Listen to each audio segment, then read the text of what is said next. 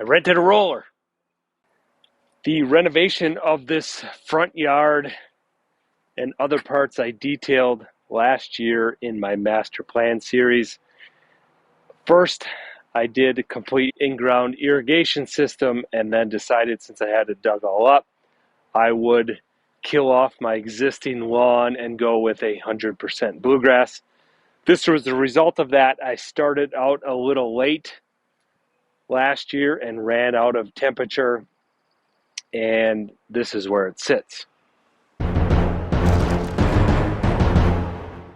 Springtime is a great time to plant grass. And the reason is, if we look at my germination triangle, we've got a plentiful amount of water in this area in the upper Midwest in the United States. Water is very abundant at this time of year, partially because it tends to rain a bit more, and we're not getting evaporation because the temperatures are quite cool.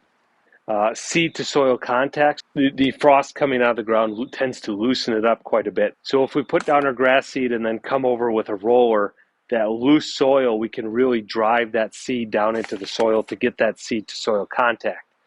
Then the third piece, temperature. I've got my thermometer here. We're going to check the ground temperature right now. I do not believe it's in a region where this bluegrass seed will germinate.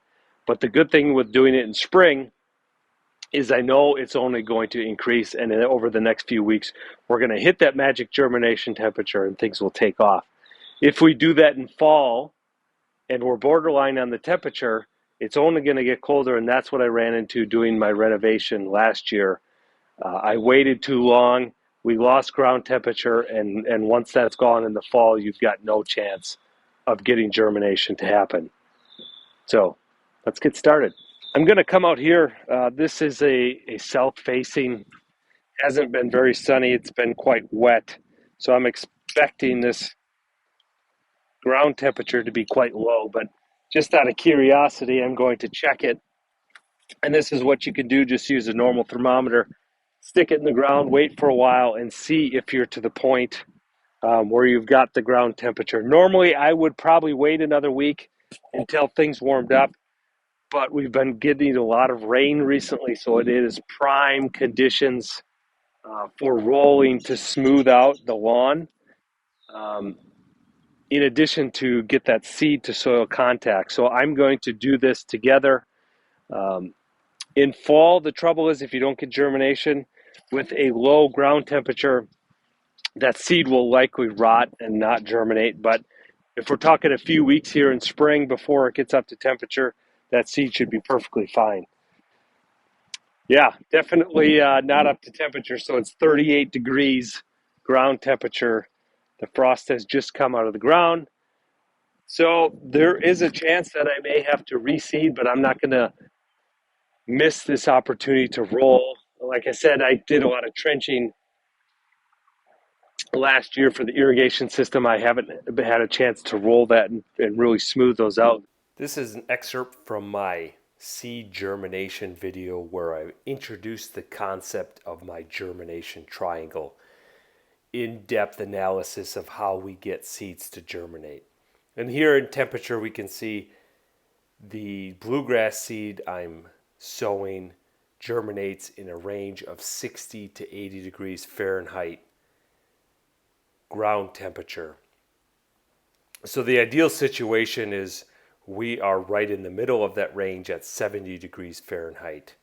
In this scenario, I am currently quite a bit below that, but in the northern latitude I am at, things change quite quickly this time of year, and we gain a lot of daylight hours every week. So hopefully within the next 2 weeks, I'm right into that range of 60 to 80 degrees Fahrenheit.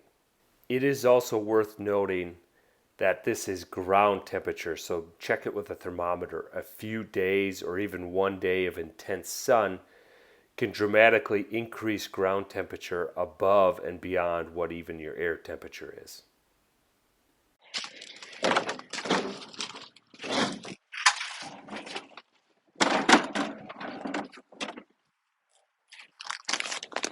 Just throw our bluegrass seed down on my renovated areas. Just going to use a normal rotary spreader here. I know some people like to use a drop spreader. It gives you more control. It's just dropping directly down. This tends to throw it out to the side a little bit. From my experience, this does a good enough job in getting the seed spread out. I've got no concerns about that. When we're looking at how much to put down here, the nice thing about these seed packets and using a Scott spreader, it will tell us what setting to put it on. So a rotary Scott spreader, it says setting 3 to put it on. Now that's a overseed, so new lawn, it says 6. We're somewhat in the middle of that, actually. With our renovation, about half of it grew up, so I'm probably going to go to a 5 or something like that, throw it down.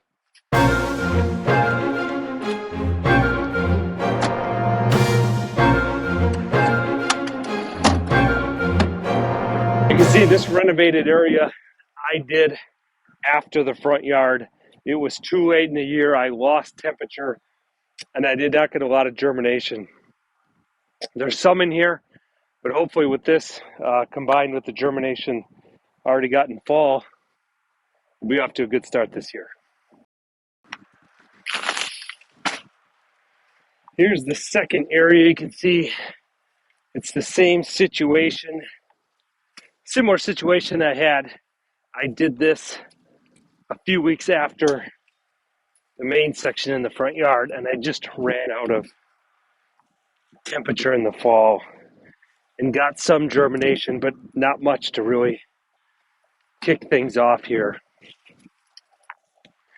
So I'm going to oversee this and roll it too.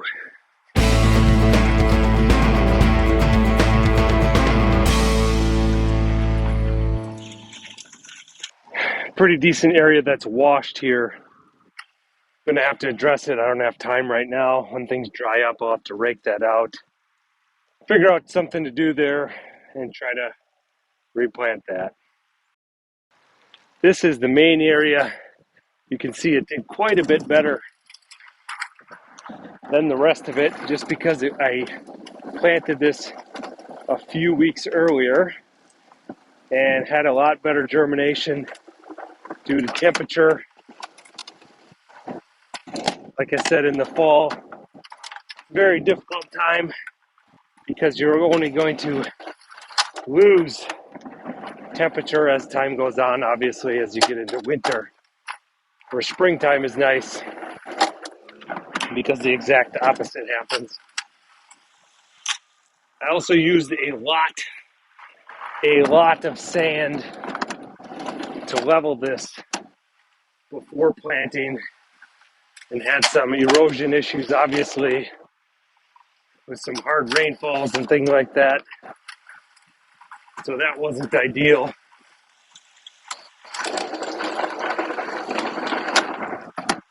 But overall, I think it went fairly well. This is miserable weather for me. It's cold and rainy, but it is perfect weather for rolling. The more workable the soil, the more saturated, the better. But not real fun. Getting started with rolling is a pretty straightforward affair. These are all designed to have water in them as a weight. That way it makes them much easier to transport. So there's just a drain plug in here.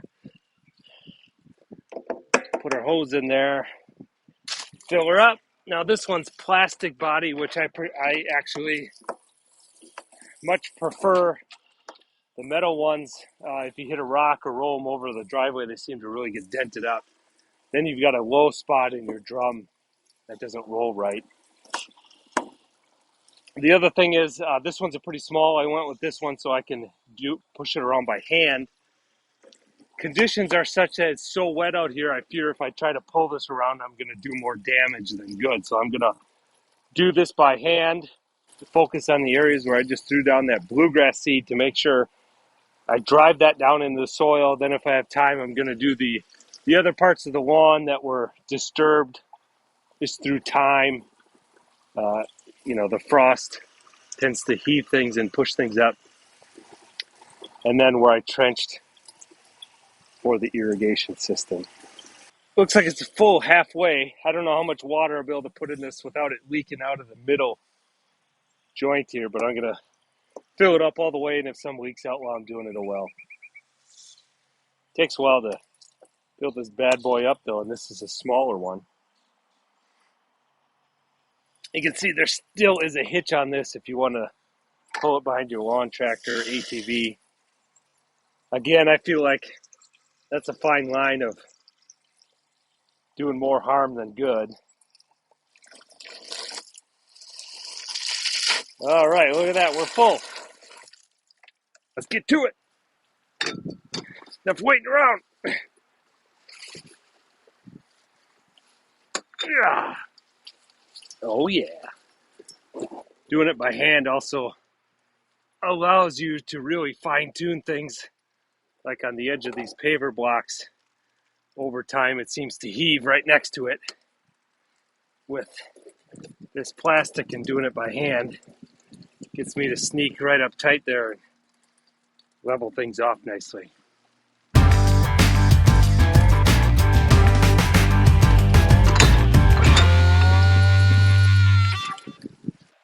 We'll do a real-world example. I've got some footprints in this sand. The sand layer is about a half-inch, 1-inch thick. So it is the best case scenario for this roller to work. Now let's go over it. Still there, a little bit less. Go over it 2 times. After 3 times, it's pretty much gone. So like I said, if you really want to spend the time with one of these and you've got the right timing, it can be effective, but the timing is absolutely crucial if you go out in the middle of summer with this and you've got dry topsoil. It's not going to do anything. You can see how wet it is here in the low spots for me. I'm actually a little bit more impressed over here with some of the where I've got less sand and the soil's a little bit more loamy with some packing ability. It is making a noticeable difference. What I found works best is if we slow down a bit, give that weight of the roller a little bit more time to work, and obviously overlap again and again. Just a pretty tedious thing to be doing by hand.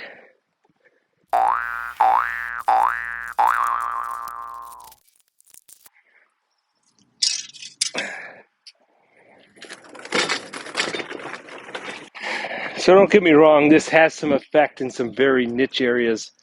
Like here where I trenched along the driveway, I spent 5 minutes just slowly rolling over this spot, and it made a pretty good impact. But did it make it perfect? It did not. To make things perfect, you're going to have to add soil on top. Usually sand. Sand to make it perfect, you're going to have to sand cap and level with a drag to make things perfect. That's just the reality of things. And that's hard too. But when you're done with that, you've got a perfectly smooth surface. And you can do that in iterations. There may be some low spots where it takes a few applications to make it work. But if you want to affect things greatly, that's what you're going to have to do. But the thing is, if you do nothing, it's not going to get any better. If you don't do this, if you don't do the sand, you're going to be stuck with the same bumpy lawn. So is this better than doing nothing? Absolutely. Time to take this thing back. That's not an activity I like very much. The good news is we're getting closer to being able to cut the grass with our simplicity and lay down some sweet stripes. So we've got that to look forward to. Stay tuned to see how my lawn renovation turns out this year and if I can get that thing turned around and that bluegrass in there nice and lush, thick and smooth. Thanks for watching. Adios.